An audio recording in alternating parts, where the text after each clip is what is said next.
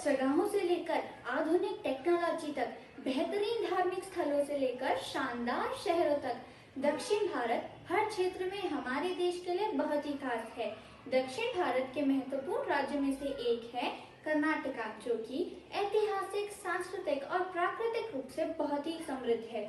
मैं मिहिका गुप्ता, कक्षा 7वीं बी की छात्रा, आपके समक्ष एक कहानी सुनाने जा रही हूँ, जिसका शीर्षक है डोसे वाली।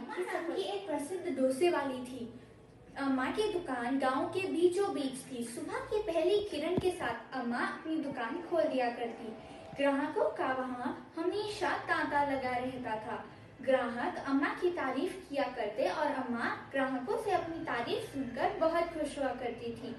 अम्मा अपने ग्राहकों से बातें भी किया करती थी। समय बीता और अम्मा की दुकान अब बड़ी हो गई थी। अब अम्मा ने अपनी सहायता के लिए 2 और औरतों को भी रख लिया था। अम्मा गले पर बैठकर पैसे लिया करती थी और ग्राहकों से बातें भी किया करती थी। अम्मा की सहायकों में से एक वीना थी। वीना की नजर हमेशा अम्मा के पैसे पे रहती थी, तो उसने लक्ष्मी से अपने साथ दुकान खोलने का सुझाव दिया, लेकिन लक्ष्मी ने मना कर दिया। ये सुनकर वीना बहुत दुखी हुई, लेकिन कई परिश्रम के बाद वीना ने अपनी दुकान खोल ही ली। अम्मा का डोसा 10 रुपए का था, तो वीना ने अपने दुकान में डोसा 8 रुपए में बेचना शुरू किया। धीरे धीरे सारे ग्राहकों की भीड़ वीना के डोसे की दुकान पर आने लगी। वीना बहुत खुश हुई, लेकिन जल्द ही उसमें घमंड आ गया।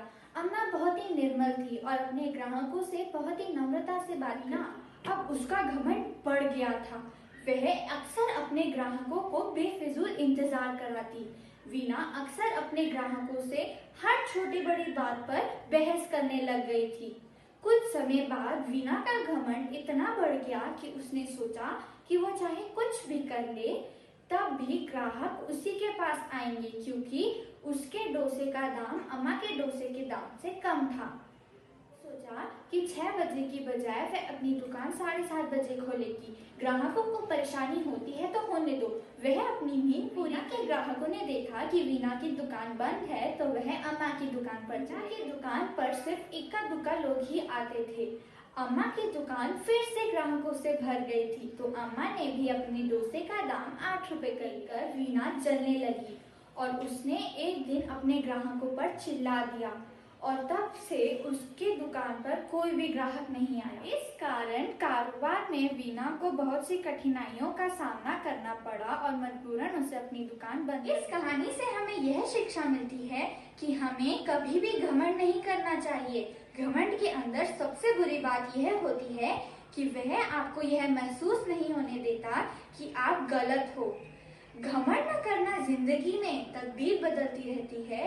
घमंड न करना जिंदगी में तकदीर बदलती रहती है। शीशा वही रहता है, बस तस्वीर बदलती रहती है। धन्यवाद।